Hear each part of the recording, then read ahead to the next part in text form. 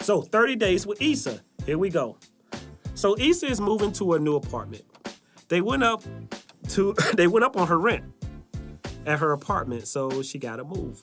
And that's a problem that many of us have today. It's hard to survive in today's age off one income. And that seems to be the case even on Insecure, especially living in Los Angeles. If you got money, you can live good. If you don't have money, you have to live in a hood. So that's how it is. So even though Issa was taking care of Lawrence for the last 2 years that he wasn't working, right now Lawrence is working, but he's not at the apartment no more, so she can no longer afford the rent. They went up on her rent. So this is the part I don't understand. Molly had already offered Issa to come live with her. Issa refused. She refused to live with Molly.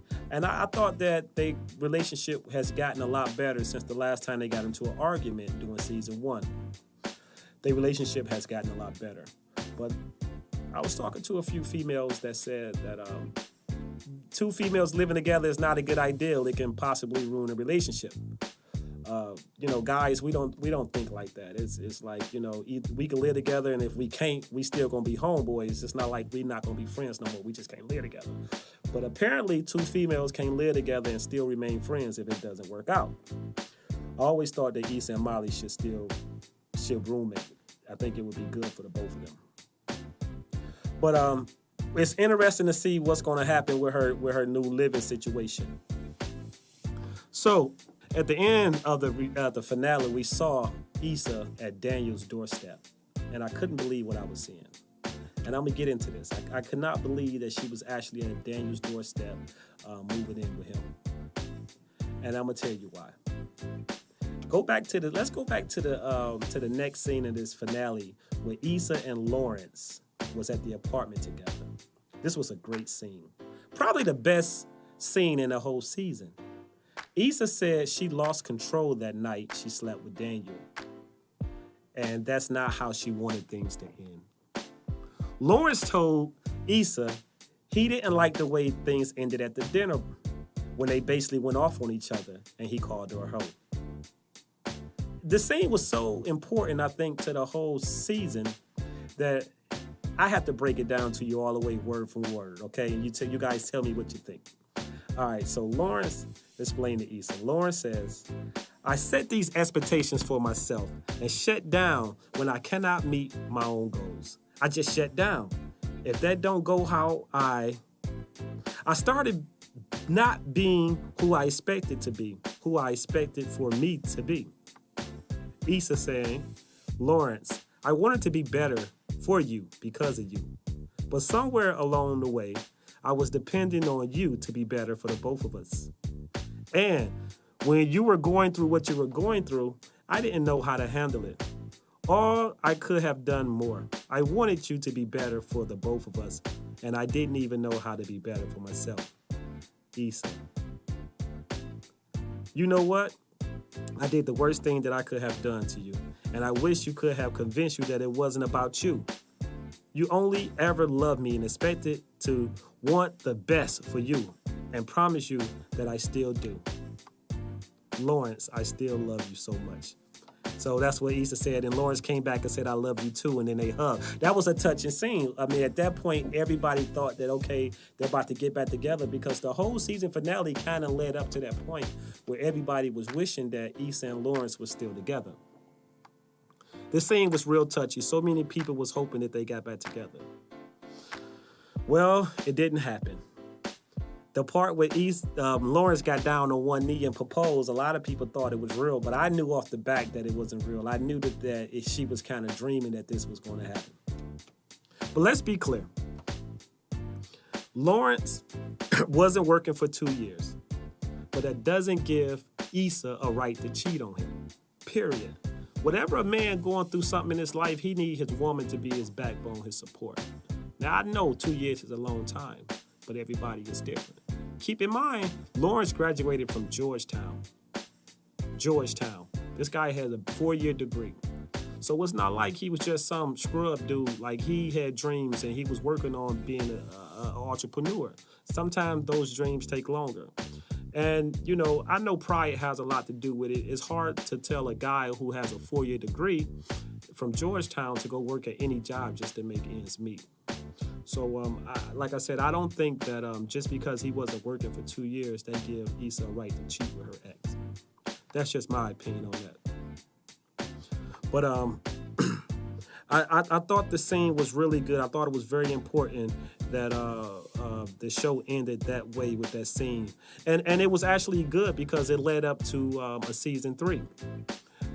Which is coming real soon. They actually just started filming season 3. I caught one of the first photos of season 3 that we're going to post on the shadefiles.com, and I'll put a link on it so you can see some of the first photos. So in conclusion, what makes Insecure so popular? Why I love the show Insecure so much? Because it's everyday people in everyday situations in everyday life.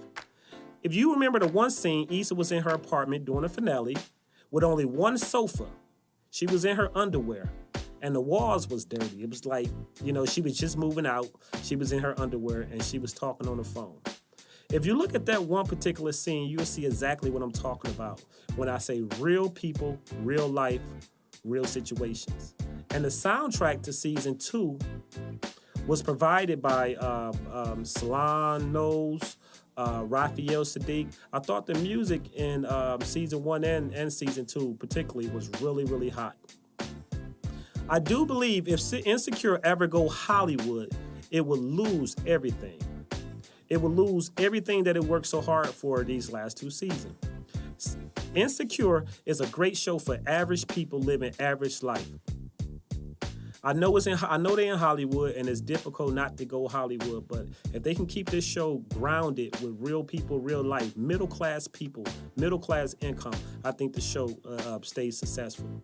I have to admit, though, I'm a little upset that the show is getting so popular. Not because I don't want them to succeed, but during season 1, it wasn't a lot of viewers. So I kind of felt like it was something of our own. Like the people who started from day 1, the very first day it premiered, season 1, that's who I was. I was locked. Season 1, episode 1, when it first premiered.